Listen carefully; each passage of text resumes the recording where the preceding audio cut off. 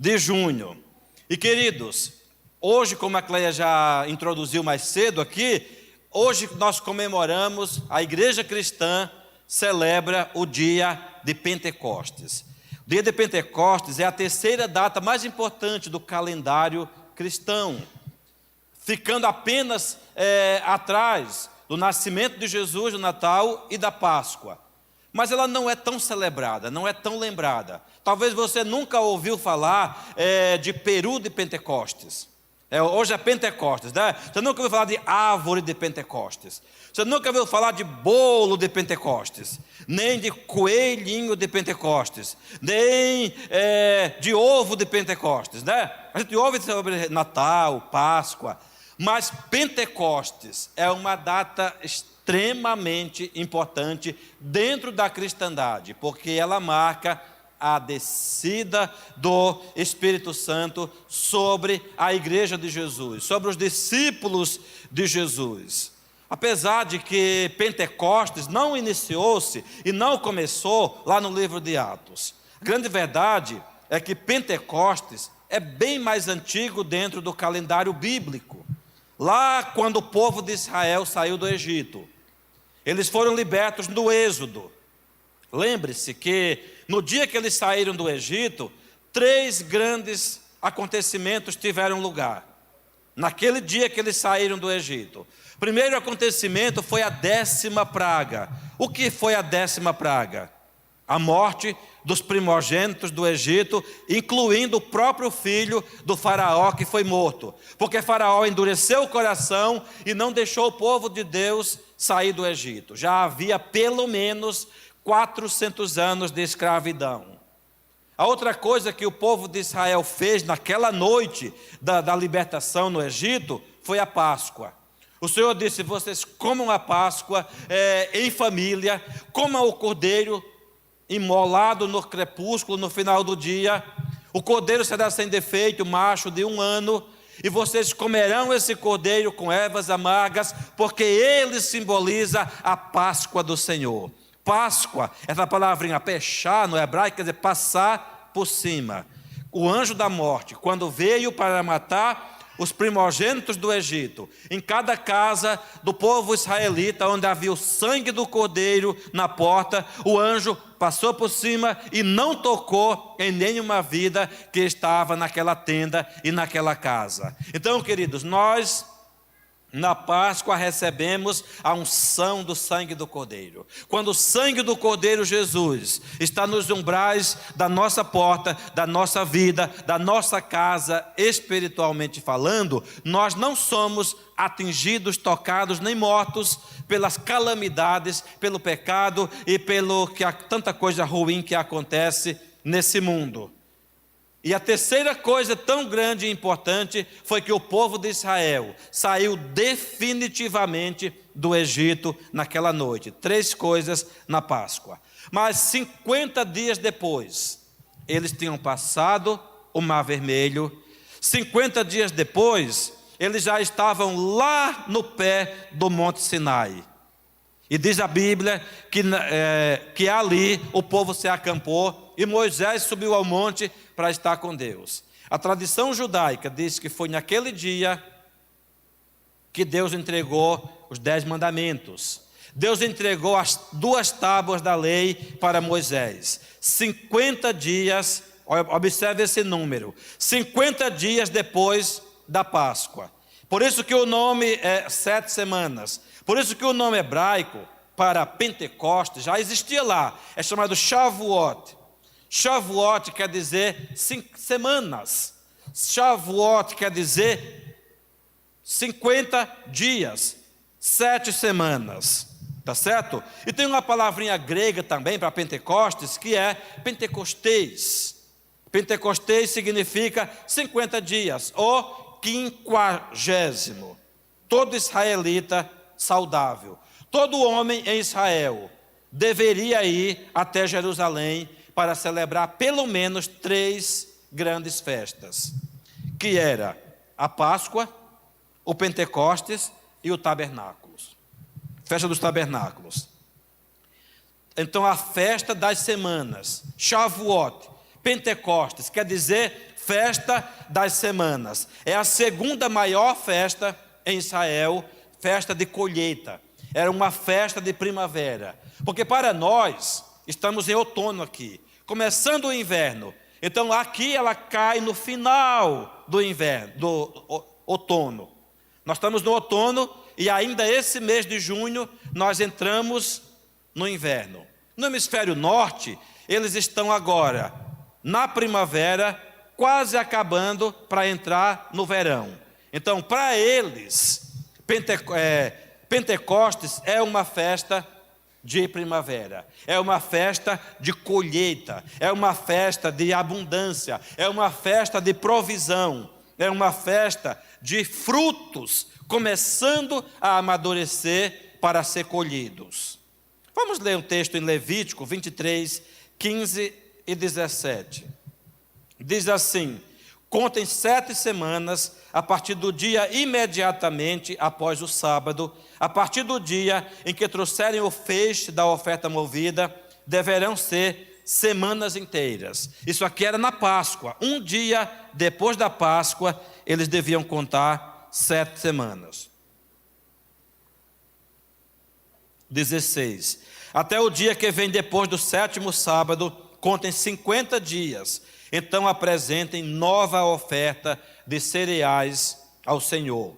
Esse cereal era o trigo. De onde estiverem morando, tragam 2 pães para serem movidos. 2 pães para serem ofertados diante de Deus. Os pães serão feitos com 4 litros da melhor farinha, assados com fermento, são primícias ao Senhor. São os primeiros frutos, são uma oferta alçada, uma oferta especial de consagração, de adoração ao Senhor. De acordo com a tradição dos judeus, naquela data, Shavuot, Pentecostes, Moisés, é a data em que Deus entregou os 10 mandamentos para Moisés. Mas Deus tinha algo muito maior, queridos. Deus tinha algo muito completo em mente. Deus queria que o Shavuot futuro, Deus queria que o Pentecostes futuro fosse infinitamente mais do que uma festa para ofertar pães. O verdadeiro Pentecostes, mais do que o povo ofertando, seria Deus ofertando para o povo o que ele tinha de melhor, além de Jesus, A festa das primícias, celebrada na época da Páscoa, incluía cevada. Pentecostes incluía o trigo. E o Pentecostes, Jesus ele disse, se o grão de trigo caindo na terra não morrer, fica ele só. Jesus é o trigo esmagado. A gente tem aqui a Santa Ceia, que intencionalmente hoje nós deixamos para o final. Mas Jesus disse, se o grão de trigo caindo na terra não morrer, fica ele só. Mas se morrer, dá muito fruto, dá muito fruto. E a festa dos tabernáculos, eles ofereciam azeitonas e uvas. Já é uma festa bem mais na frente, é uma festa de outono que para eles, que para nós cai em setembro. Muito bem. Primeira grande lição que nós podemos tirar, queridos, do Pentecostes, é que Pentecostes é a preparação para a promessa. Deus tinha uma promessa de que nos últimos dias Ele ia derramar o seu Espírito. Deus tinha uma promessa de que o Espírito Santo ia ser derramado sobre a igreja, sobre os judeus, sobre aquele que cresce de uma maneira poderosa e sobrenatural. Lá no livro de Joel, nós vamos encontrar uma promessa.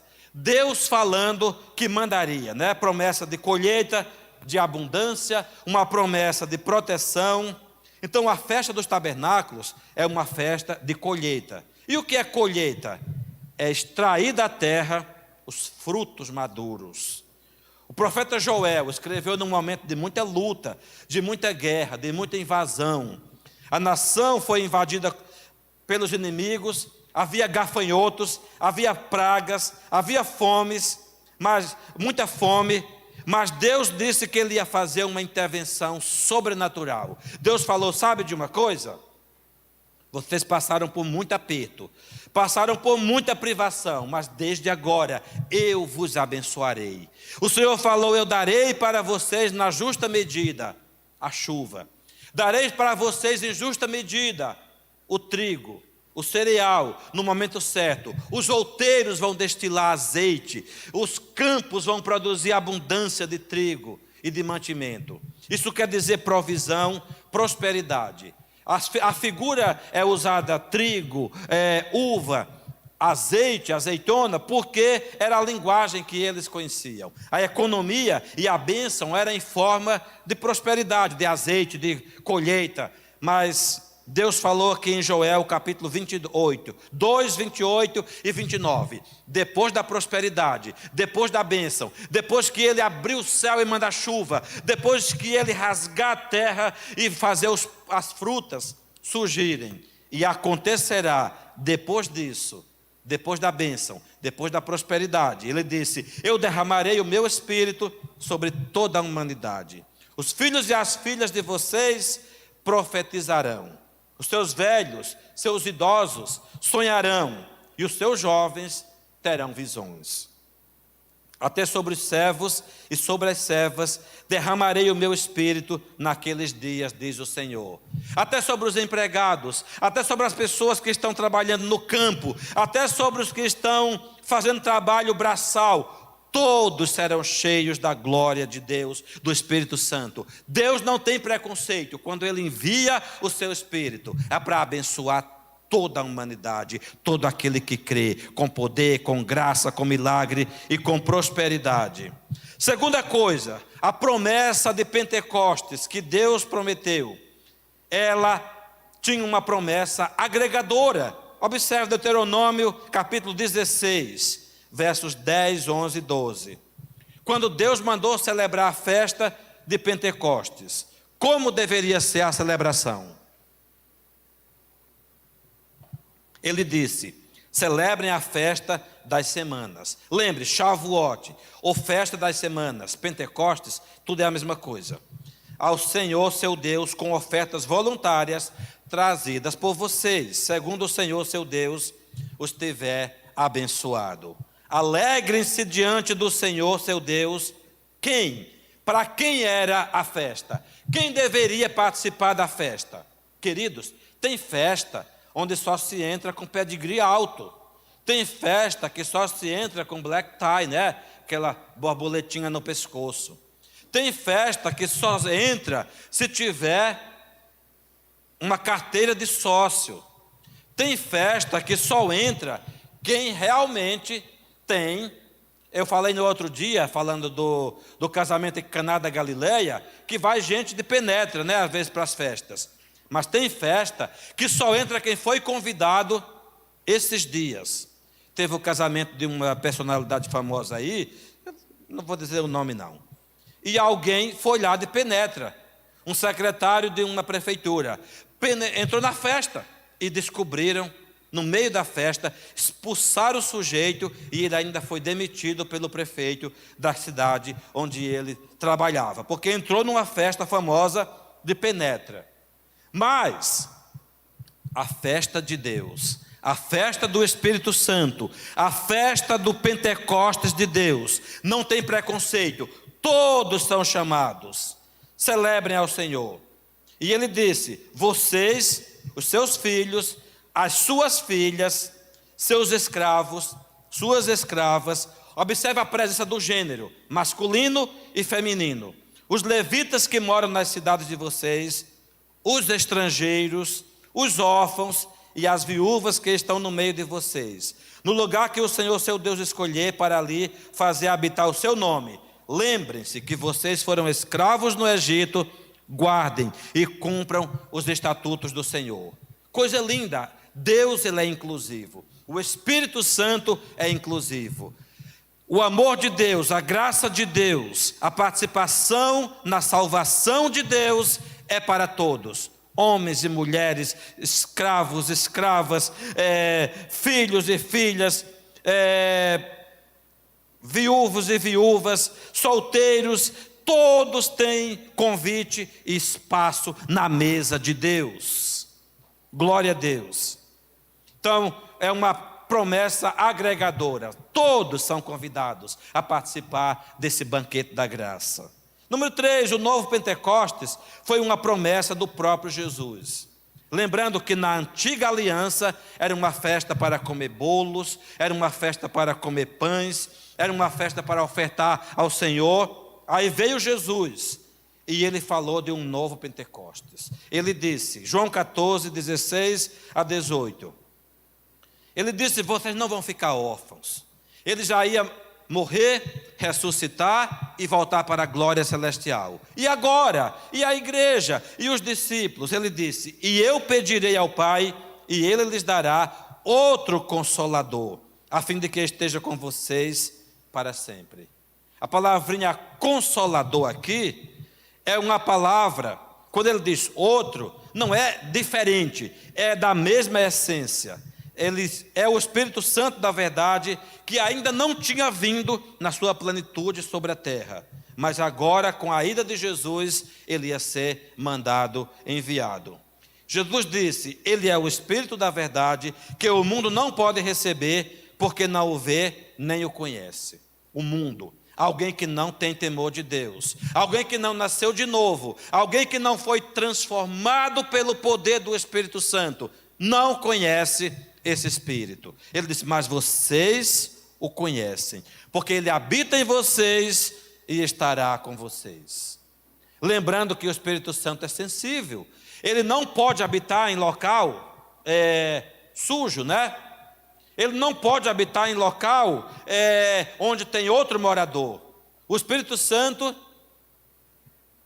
não bebe em copo onde o diabo cuspiu. Entende isso? O Espírito Santo não bebe em copo onde o diabo cuspiu. Isso quer dizer que a minha vida, como um copo, como um vaso, tem que estar limpo e purificado pela graça e pela ação do Espírito Santo. Ele é sensível, ele é exigente. Ele disse, não vos deixarei órfãos, voltarei para junto de vocês. É a garantia de que Jesus foi para o céu. E que nós não estaríamos sós. E que ele voltaria, porque ele deixou conosco o Espírito Santo. Queridos, tem um famoso explorador norueguês, tem mais de 100 anos isso. Lá em 1890, 1900, é chamado Fridtjof Nansen. Fridtjof Nansen, ele saía da Europa, da Noruega, e ele ia até o Polo Norte. Ele fez isso várias vezes. No extremo Polo Norte. Ele era um explorador do gelo. E uma vez, ele saiu para o Polo Norte, não tinha contato, não tinha comunicação, naquele tempo não tinha telegrama, não tinha carta, não tinha nada, porque era um deserto gigante de gelo. E ele pegou tudo que ele tinha, podia levar, e ele levou junto com ele um pombo-correio. E aí depois que ele já estava, e havia 3 anos viajando, ele tinha uma equipezinha com ele, 3 anos viajando, e a esposa não sabia se ele estava vivo ou se ele estava morto, não sabia se ele ia voltar. Quando ele chegou lá no Polo Norte, depois de 3 anos, ele pegou aquele pombo-correio, ele pegou caneta, ele pegou papel, ele escreveu, estou voltando, te amo. Amarrou no pé do pombo e soltou, tirou o pombo da gaiola e soltou. Uma semana depois, 3.000 quilômetros de distância, não podia parecer pouco, né, para os padrões de hoje de avião. Mas, queridos, 3.000 quilômetros era muita coisa no deserto de gelo.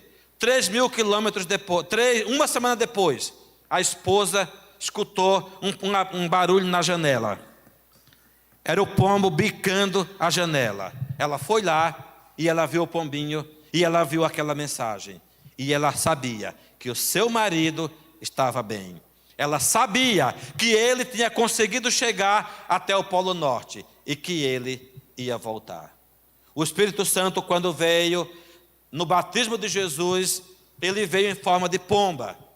E cada vez que nós recebemos um toque do Espírito Santo, cada vez que Ele toca o nosso coração, cada vez que Ele nos impulsiona com graça, cada vez que nós sabemos que o Espírito Santo está no nosso meio, é uma lembrança de Jesus mandando um recado para dizer: está tudo bem aqui no céu, está tudo bem comigo, eu vou voltar, eu vou voltar. O Espírito Santo é uma lembrança e um recado de Jesus de que Ele vai voltar para mim e para você.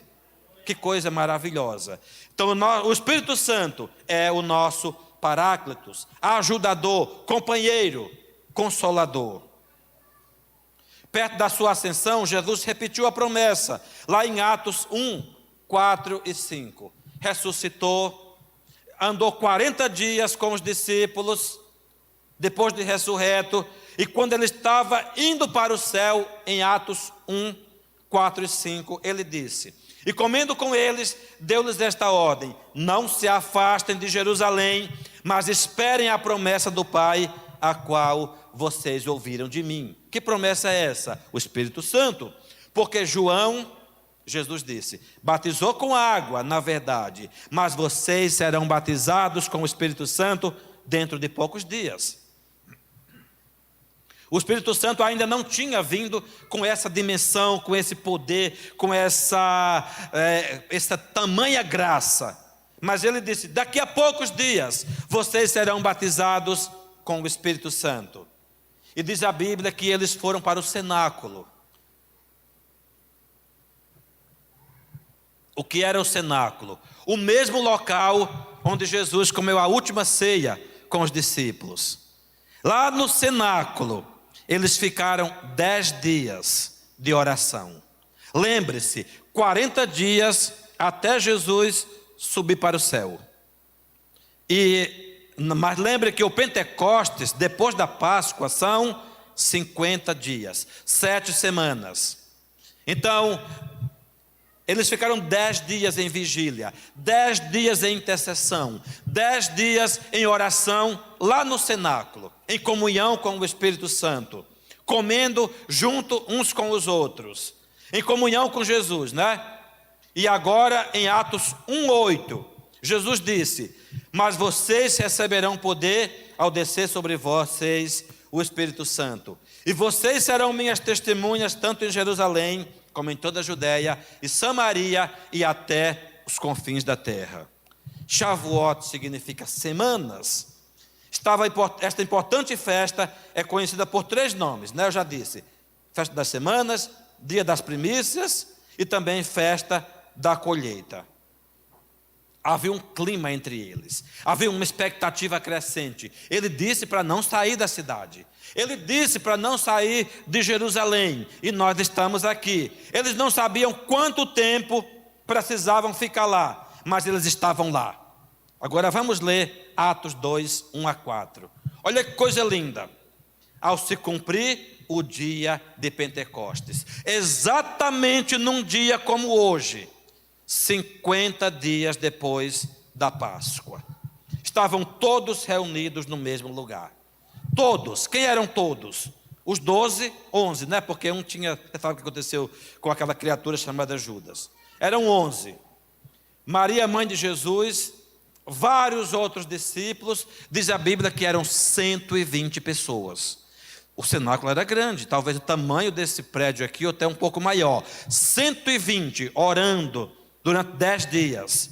De repente, veio do céu um som, como de um vento impetuoso, e encheu toda a casa onde estavam reunidos.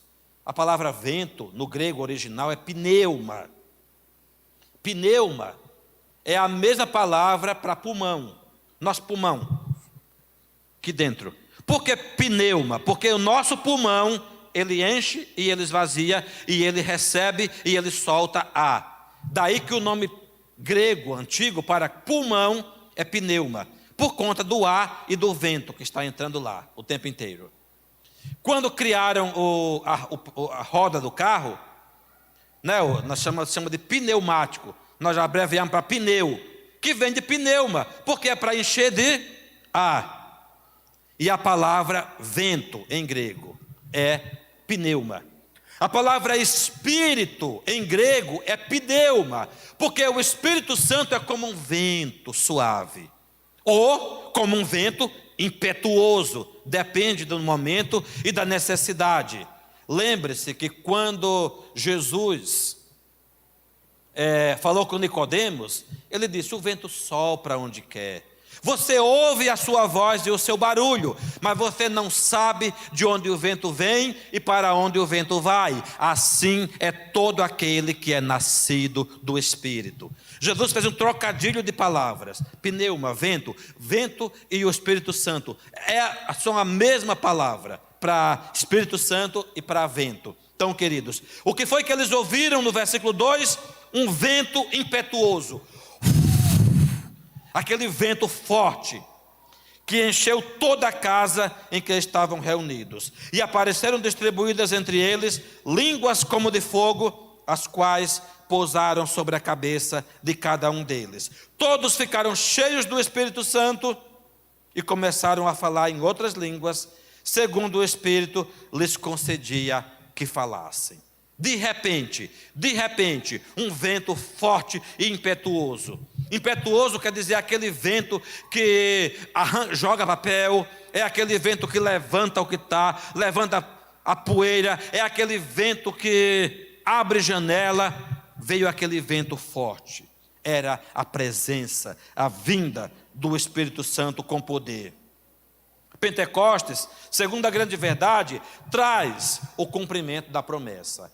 Jesus disse: não vos deixarei órfãos, mandarei um consolador, mandarei aquele que vai estar com vocês sempre, junto, dentro. Deus tinha falado através do profeta Joel: nos últimos dias derramarei do meu Espírito sobre toda a humanidade, sobre todas as pessoas. Vossos jovens serão cheios, vossas meninas serão cheias, os servos e as servas serão cheios, até os idosos terão sonhos, serão cheios do Espírito Santo. Queridos, primeira coisa, é uma promessa de edificação da igreja. Se o Natal marca o nascimento de Jesus, o Pentecostes marca o nascimento da igreja. A igreja de Jesus, ela não existia oficialmente, ela não existia enquanto organização até o Pentecostes. Jesus tinha discípulos, Jesus tinha seguidores, Jesus tinha os que andavam com ele, os apóstolos, mas a igreja não tinha ainda nascido ou sido organizada. Se a Páscoa marca o dia em que Jesus ressuscitou dos mortos, o Pentecostes marca o dia em que essa mensagem começou a chegar a pessoas de todo o mundo. Mateus 16, 18, Jesus disse: é o nosso tema do ano. Também eu lhe digo que você é Pedro, e sobre esta pedra eu edificarei a minha igreja, e as portas do inferno não prevalecerão contra ela. Mas para que Jesus começasse a edificar a sua igreja como organização, como um organismo vivo, era necessário que o Espírito Santo viesse. Na ausência física de Jesus, Deus manifestou a sua glória e a sua presença pelo Espírito Santo da promessa. A igreja e o mundo não tratam o Pentecostes como tratam o Natal, né? Como eu disse, ou a Páscoa. Não tem coelhinho de Pentecostes, mas o Pentecostes tem a presença viva do Espírito Santo. Segunda coisa, é uma promessa de participação no dom de Cristo. Quem é cheio do Espírito Santo, quem é cheio do poder de Deus, ele se torna parceiro de Jesus nessa obra que ele está fazendo no mundo. Atos 2, 38 e 39.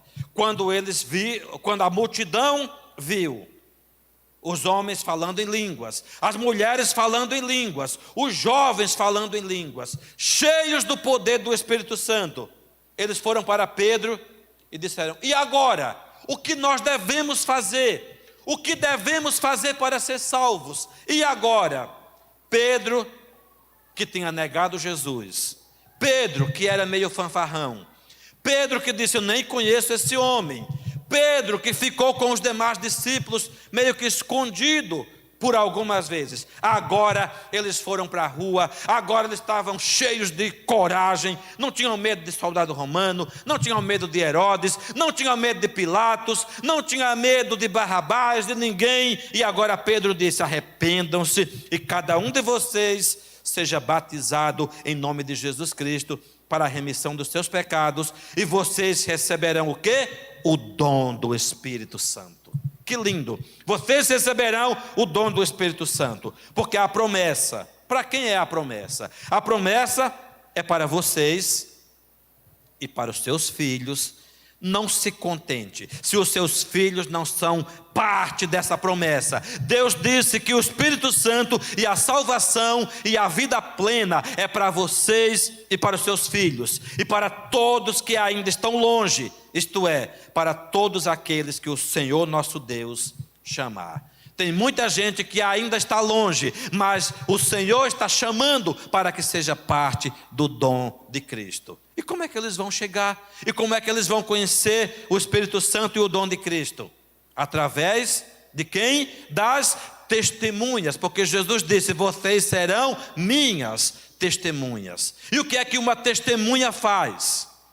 Ela fala daquilo que ela viu e ouviu. Testemunha quer dizer, no original grego, um produtor de provas. Alguém que faz uma declaração. Lá no fórum, em filmes americanos, e até aqui no Brasil também, lá no tribunal, você jura dizer, coloca uma Bíblia aqui, você jura dizer a verdade, somente a verdade e nada além da verdade? Porque tudo que você disser poderá ser usado contra você no tribunal. Juro. Então, aí começa a inquirição, da testemunha. Então, nós somos testemunhas de Cristo. Nós somos aqueles que experimentamos em nosso coração, em nossa família, em nossa alma, o poder e a graça transformadora do Espírito Santo. E nós falamos, Pedro e João, no capítulo 4 de Atos, cala a boca, não fala em nome desse homem, parem de falar em nome de Jesus. Eles falaram: será que é justo? Nós não podemos deixar de falar daquilo que nós ouvimos, vimos e ouvimos, porque eles tinham andado com Jesus e eles estavam transbordando com o poder do Espírito Santo. Queridos, terceira coisa, promessa de fazer ossos secos reviverem. Lembrando que essa segunda verdade é o cumprimento da promessa. Lá em Ezequiel, Ezequiel teve uma visão, não mostra ainda não o versículo, eu só introduzi o contexto. Ezequiel teve uma visão no capítulo 37. O que foi a visão? A nação de Israel pecou, a nação de Israel desobedeceu a Deus, a nação de Israel foi punida, os inimigos vieram, escravizaram, oprimiram, levaram os bens. E a Bíblia mostra, o profeta Ezequiel diz que a nação ficou como mortos, como ossos secos. Sabe quando tem uma grande calamidade, uma guerra, tem um local cheio de ossos, cadáveres, cheio de esqueletos, somente ossos. A nação, simbolicamente, ficou desse jeito, como um vale de ossos secos, sem vida. E aí Deus levou o profeta e disse: ó filho do homem, profetiza sobre esses ossos, para que vivam. Profetiza sobre esses ossos. E diz a Bíblia, o profeta Ezequiel profetizou sobre os ossos. E ele disse que quando ele profetizou sobre os ossos, de repente, começou a se juntar osso com osso. Começou a se juntar sobre os ossos, começou a nascer músculo. Sobre os músculos começaram a nascer a pele. E aí sobre aquela pele também pelos, até cabelo. Eu sou um osso sem cabelo, Tem alguns assim. Mas até cabelo nasceu. Olha que coisa interessante, até uma plástica aí. E aí ele disse, o profeta profetizou. E aí tinha agora não eram mais ossos, eram corpos. Mas ele disse: eu profetizei sobre eles eles eram corpos inteiros, mas não tinha vida neles. Eles estavam como mortos, adormecidos, porque não havia dentro deles o Espírito. Olha que interessante. Diz a Bíblia que quando Deus criou o homem, Ele fez a mesma coisa. Ele criou Adão do pó da terra. E Adão estava lá, Deus modelou, segurou. Ele criou os animais, haja luz, haja animais, haja peixes. E ia surgindo no mar, na terra. Mas o homem, Deus criou de uma maneira pessoal e amorosa. Ele modelou com as suas mãos. E depois que Ele modelou, só tinha um corpo de barro. E o que foi que Deus fez? Ele soprou nas narinas do homem o fôlego de vida. No original hebraico é ruach. Essa palavrinha ruach quer dizer sopro, vida. Ruach é a vida. Ele soprou o ruach, que é o Espírito de Deus, o Espírito Santo na antiga aliança. E o homem foi feito o quê? Alma vivente. Ele se levantou e ele respirou. E aí, por isso que nós falamos que nós somos a imagem e semelhança de Deus, porque nós respiramos a essência divina. O único animal que na natureza, o único ser vivo que tem a própria essência de Deus é o homem. E muitos não valorizam e rejeitam o Criador. Agora aqui no vale de ossos secos de Ezequiel, havia uma multidão, não de ossos secos agora, mas de corpos inanimados. E aqui no Ezequiel, pode colocar Bárbara, versículo 9 e 10 do capítulo 37. E ele me disse: profetiza ao Espírito, profetiza ao Filho do Homem, e dize ao Espírito: assim diz o Senhor Deus, vem dos quatro ventos, ó Espírito, e assopra sobre estes mortos, para que vivam. E eu profetizei como ele me deu ordem. Então o Espírito entrou neles, e viveram, e se puseram em pé, um exército grande em extremo. Aí o que foi que o Senhor disse? Estes ossos secos e estes corpos mortos simbolizam toda a casa de Israel. Eu, o Senhor, tenho poder para pelo meu Espírito soprar vida sobre esses ossos, e eles vão se levantar e vão reviver. A nação de Israel hoje é uma nação próspera, abençoada, é uma nação que se levantou na terra e está lá no Oriente, respirando essa renovação. Eles não são salvos no sentido que nós somos hoje. Eles não têm ainda, a grande maioria deles, nem reconhece Jesus como Salvador e nem reconhece o Espírito Santo. Mesmo assim, Deus fez uma grande e poderosa obra. Mas, queridos, sobre nós, que éramos ossos secos, gentios, soprou o Espírito Santo e nós nos levantamos. Nós somos um exército do Deus vivo. Ele disse: profetiza sobre esses ossos, profetiza sobre esses mortos. E ele disse: quando eu profetizei, o Espírito entrou neles e eles viveram. Queridos, em Porto Alegre, em nossas famílias, em nossos contatos, amigos, vizinhos, tem muita gente que está nessa condição, ou de osso seco, ou de corpo morto, inanimado. É necessário que eu e você, cheios do Espírito Santo, profetizemos sobre eles, para que eles vivam e se levantem do pecado, e se levantem da podridão, e se levantem da sequidão, e vivam a vida de Deus pela presença do Espírito Santo. Pode ser que em algumas áreas nós também sejamos osso seco. Pode ser que eu tenha muita comunhão com Deus em uma área, mas pode ser que algumas áreas, quem sabe a área de oração, quem sabe a área de santidade, de fidelidade, está seca. Quem sabe a dependência de algum vício faz de nós, naquela área, um osso seco, um corpo morto. O Espírito Santo de Deus quer soprar sobre nós esse ruach.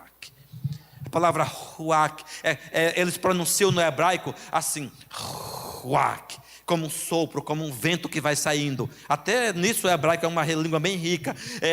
Ele quer soprar vida. E Ele quer soprar ressurreição, Ele quer soprar transformação, Ele quer soprar prosperidade, Ele quer soprar cura, Ele quer soprar saúde, Ele quer soprar reconciliação, Ele quer soprar alegria, Ele quer soprar paz, Ele quer soprar coisas boas sobre nós. Então, queridos, somos nós que precisamos profetizar a vida de Deus sobre muita gente. Continuando, os significados espirituais da festa das semanas são muitos. Durante o Shavuot judaico, eu li lá em Levítico, né? Disse que eles ofereciam 2 pães a Deus. Quando eles iam para o tabernáculo adorar a Deus, na festa do Pentecostes, no Shavuot de Israel, eles ofereciam 2 pães. E alguém disse o seguinte: esses 2 pães simbolizam o povo de Israel da antiga aliança, mas também o outro pão simboliza os gentios, que foram inclusos na comunhão e da mesa de Deus. Então, queridos, lá em Efésios 2, 14 e 15, o apóstolo Paulo disse: porque Ele é a nossa paz, o qual de ambos os povos fez um, e derrubando a parede da separação que estava no meio, na sua carne desfez a inimizade, isto é, a lei e os mandamentos, que consistiam em ordenanças, para criar em si, em Jesus e no Espírito Santo, um só homem, uma só família, fazendo a paz. Nós somos um com o povo de Israel. Nós somos o Israel de Deus pela fé e pelo enchimento do Espírito Santo. Isso foi possível em Pentecostes. Era uma vez um ferreiro que tinha 2 peças de ferro. E esse ferreiro, ele queria fazer uma ferramenta útil e boa com aquelas 2 peças de ferro. Então ele foi lá para o torno, né? Colocou da bigorna no torno aquelas 2 pedaços de ferro, um em cima do outro. Pegou o seu martelo e começou a bater. Ele bateu por uns 5 minutos. Mesmo sendo um homem experiente, ele fez um calo na mão. E os 2 ferros só ficaram empenados um pouquinho, para cá, outro para lá. Mas continuava 2 pedaços de ferro, saía até faísca. Aí ele lembrou: que burrinho que eu estou sendo, esqueci. Pegou os 2 pedaços de ferro, foi lá no meio dos carvões, no meio do fogo, e colocou os 2 pedaços de ferro lá. Depois, com aquela tesoura, né, com aquele grampo lá que segura, ele pegou os 2 pedaços de ferro incandescente, vermelhinho, voltou para a bigorna, para o torno, colocou um em cima do outro e bateu uma vez, 2, 3. Com 3 batidas, eles se fundiram, eles se unificaram. E aí ele pôde modelar e transformar aqueles 2 pedaços de ferro, que antes não se misturavam, em uma peça única e útil. Nós, sem o Espírito Santo, sem o fogo do Espírito Santo, nós somos como aquele ferro teimoso, que dá faísca, machuca os outros, não se mistura. Unidade, não se mistura com o irmão, não se mistura com o filho, não se mistura com a filha, não se mistura com o pai, com a mãe, com a sogra, não se mistura com o vizinho, não se mistura com o colega de trabalho e até com os irmãos da igreja. Às vezes tem uns que não se misturam. Eu amo todo mundo, mas aquele sujeito não me desce, aquele eu não engulo. Não, aquela irmã, só a misericórdia de Deus. Mas quando o Espírito Santo vem, e quando nós somos colocados ao lado do nosso irmão, incendiados pelo fogo do Espírito Santo, nós nos tornamos um corpo, uma peça cheia de vida e de utilidade para a glória de Deus. Essa é a ação do Espírito Santo. Terceira verdade grande: Pentecostes instiga a proclamação da promessa. Lembre-se, né, que a primeira primeira grande verdade que eu falei Pentecostes é uma preparação para a promessa na antiga aliança. Depois, Pentecostes é o cumprimento da promessa. Mas Pentecostes também, ela instiga, ela nos empurra para a proclamação da promessa. E o que é proclamação? É querigma, é anunciar, é falar, é transmitir a promessa e o amor de Deus. Os discípulos foram revestidos com poder e autoridade no Pentecostes. Lucas 12, 11 e 12. E quando Jesus disse, foi Jesus falando para os 70, e quando vos conduzirem às sinagogas, aos magistrados e potestades, potestade aqui não é demônio não, é gente importante, governadores, autoridades, não estejais solícitos de como ou do que deveis responder, nem do que deveis falar, porque na mesma hora o Espírito Santo vos ensinará o que vocês devem falar. Quando forem levados dentro de autoridades, reis, pessoas importantes, o Espírito Santo vai dar a palavra certa que você precisa falar. A igreja de Atos é uma igreja que já começou forte. No dia de Pentecostes, no dia de Shavuot, no dia da festa das semanas, quando Pedro pregou, o que aconteceu? Diz a Bíblia, 3.000 pessoas se converteram. Uau! 3.000 pessoas de uma vez só. Em pouco tempo, o Espírito foi derramado. E agora, não somente lá no Pentecostes, mas depois nos Samaritanos, na casa de Cornélio, depois lá em Éfeso, vez após vez, o Espírito Santo foi enchendo as pessoas com poder e autoridade e transformação. Agora tem uma coisa muito linda que acontece em Pentecostes. As nações estavam presentes no dia de Pentecostes. Eu fiquei até surpreso ao ler esse texto essa semana, porque não era só algumas nações. Diz a Bíblia que todas as nações. Lembre-se que Jesus disse: vocês receberão poder ao descer sobre vós o Espírito Santo e serão minhas testemunhas. Onde? Jerusalém, Judeia, Samaria e todos os confins da terra, todas as nações da terra. Nós imaginamos muitas vezes, presta bem atenção, imaginamos que era assim, depois do Pentecostes, depois na sequência, os discípulos e a igreja, apóstolo Paulo, Barnabé, Pedro, João, Tiago, os outros, eles iam, Tomé, André, tem um discípulo bem abençoado chamado André, eles iam sair pregando o evangelho nas nações. E isso era verdade. Até hoje tem países onde o evangelho não chegou, ou chegou bem pouquinho. Mas queridos, a todas as nações da terra ouvirem o evangelho, não foi um negócio de séculos, aconteceu tudo no mesmo dia. No mesmo dia, todas as nações da terra, pelo menos uma pessoa representada ouviu o evangelho no dia de Pentecostes. Como? Atos 2, 5 a 11. Estavam morando em Jerusalém judeus, homens piedosos, vindos de onde? De todas as nações debaixo do céu. Observe, de todas as nações debaixo do céu. Claro que não tinha Tupi-Guarani, não tinha Azteca nem Incas, porque as Américas ainda não tinham sido descobertas. Quando ele diz todas as nações do mundo conhecido, que incluía o Oriente todo, incluía a África e incluía a Europa. Américas e Austrália, Oceania, estavam fora do conhecimento deles. Mas 3 continentes estavam interligados aí, que era Europa, Ásia, incluindo o Oriente Médio todo, e África. Então, de todas as nações conhecidas, havia gente em Jerusalém. Porque com a dispersão, a diáspora, que foi quando os judeus foram espalhados pelo mundo, eles foram para todos os países do mundo.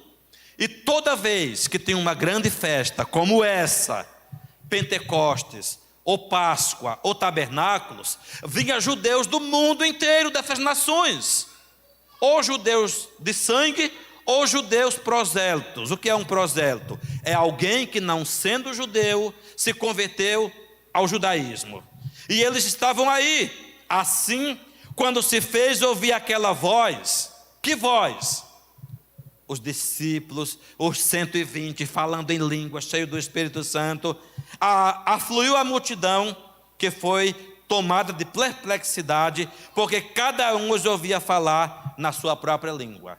Muitos desses povos, dessas pessoas, não falavam o hebraico, não falavam o grego, ou falavam o grego, não falavam o aramaico. Eles falavam outras línguas, de onde eles vinham para Jerusalém para adorar a Deus. De repente, eles estavam atônitos e diziam: vejam, não são galileus esses que estão falando? Então, como é que nós os ouvimos falar, cada um em nossa própria língua? E aqui tem apenas um exemplo de onde eles vinham. Somos partos, medos, isso aqui é parto, medos, é tudo na Ásia. Elamitas, naturais da Mesopotâmia, que é Iraque, Síria, Judéia, Capadócia, Ponto e Ásia, da Frígia, Panfilha, do Egito, regiões da Líbia e nas imediações de Cirene, que hoje é Etiópia e outros países da África. Romanos, tanto judeus como prosélitos, cretenses e árabes, tudo. Como que nós ouvimos falar das grandezas de Deus na nossa própria língua? Então, é o primeiro grande evento mundial onde todas as línguas conhecidas do mundo foram faladas ao mesmo tempo. E quem estava interpretando? Quem era o grande intérprete que dava sentido e significado ao que estava sendo falado? O Espírito Santo. Não precisou de tradutor, não precisou de maquininha, não precisou, o Espírito Santo dava o significado. Primeiro grande evento multilinguístico, do mundo foi esse evento aqui. Tanto judeus como prosélitos. Entre eles, entre os 3.000 convertidos, queridos, com certeza tinha gente do mundo todo. Entre os 3.000 convertidos tinha pessoas de todas as regiões do mundo, sendo cheios do Espírito Santo, experimentando o dom de Deus. Coisa linda e maravilhosa, esse mesmo Espírito Santo que veio em Pentecostes sobre os discípulos, é o mesmo Espírito Santo que quer encher a tua vida de sabedoria, de poder, de autoridade. Às vezes você diz: olha, eu não entendo o que essa mulher fala, eu não entendo o que meu filho fala. Comunicação. Às vezes tem briga entre casais, tem briga entre pais e filhos. Os dois falam português, mas um não entende o coração do outro, não entende a linguagem do coração do outro.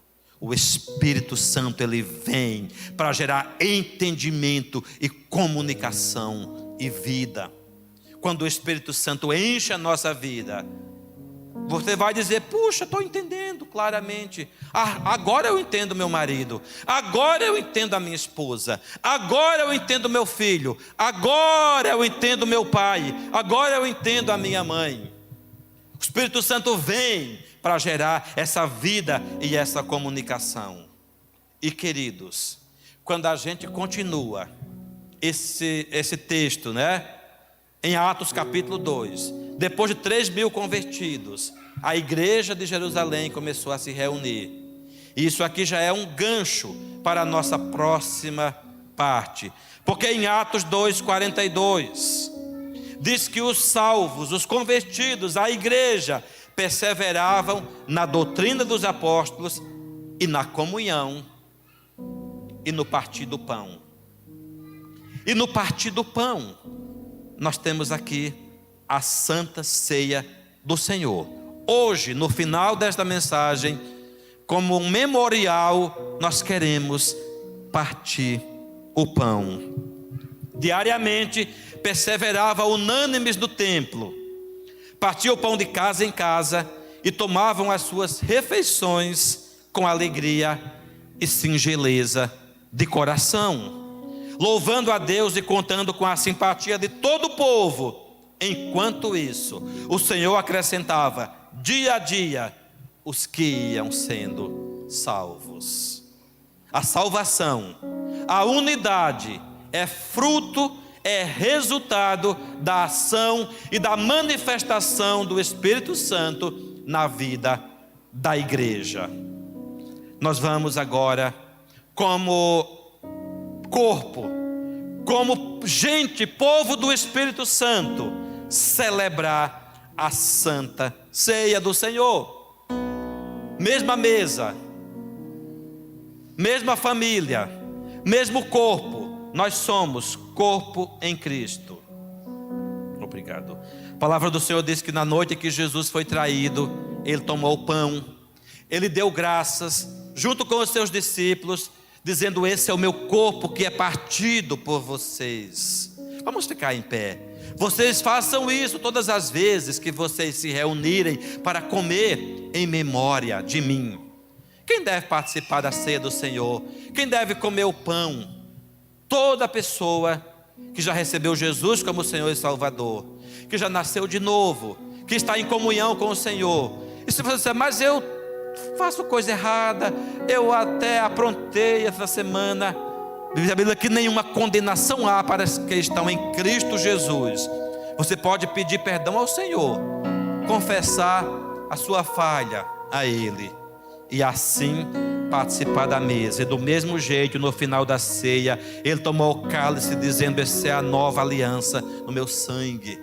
O sangue da nova aliança, o sangue que lava, que purifica e que transforma, e que deixa mais alvo do que a neve. Ele disse: façam isso em memória de mim, porque nunca mais eu tomarei deste cálice e deste vinho com vocês, até que ela se cumpra no reino de Deus.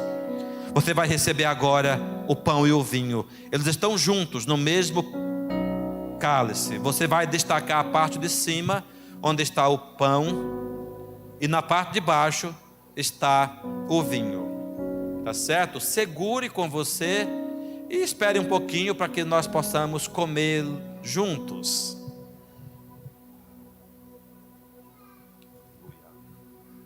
Glória a Deus.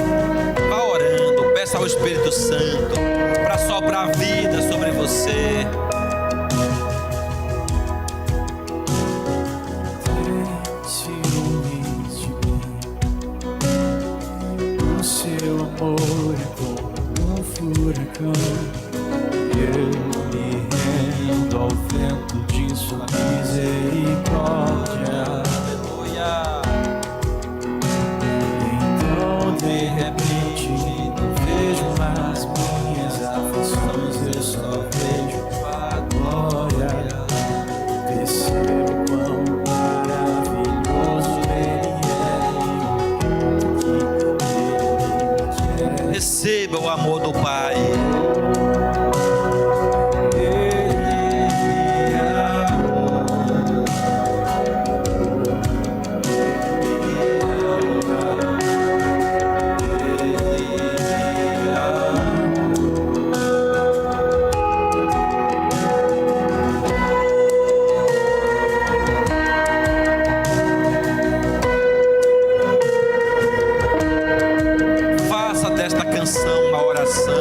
Uma declaração de amor pelo Senhor.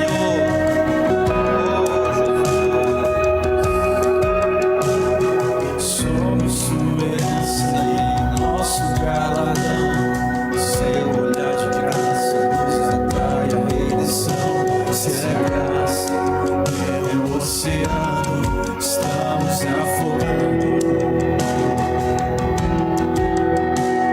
O céu se une à terra, beijo apaixonado, meu coração dispara, meu peito acelerado.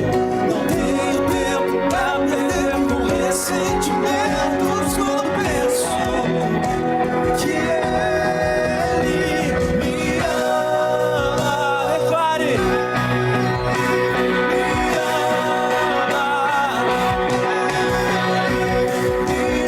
ama.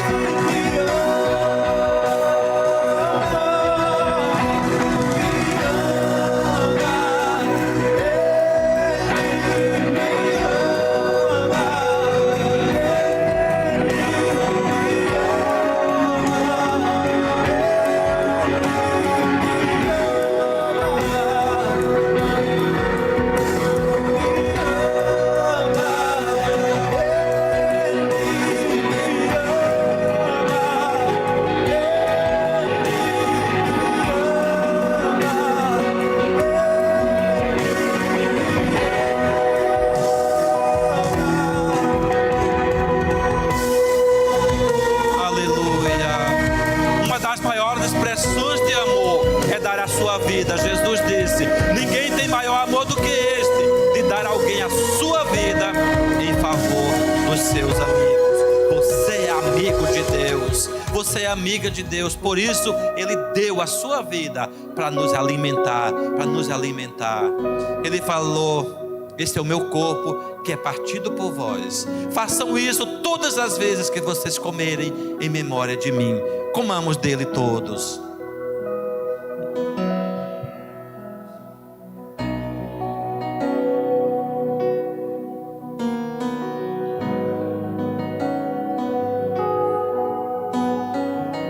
Obrigado, Jesus, pelo pão da vida. Obrigado, Jesus, pelo pão partido. Obrigado porque o Senhor deu o seu corpo para que, Deus, todo aquele que comer de ti, Senhor, possa ser unido ao Senhor. Ó Deus, nunca mais tenha fome, seja saciado e curado e tocado e transformado em nome de Jesus.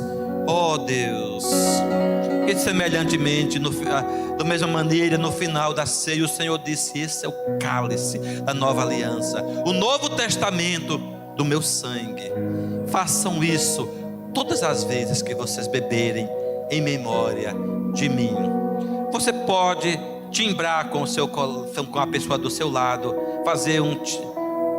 você pode trocar o seu cálice com alguém, ou você pode derramar um pouquinho no dele e ele um pouquinho no seu de volta. Faça esse gesto de comunhão. Aleluia. E ele disse: bebam dele todos. Bebemos de um mesmo cálice, bebemos de uma mesma aliança. Me ama.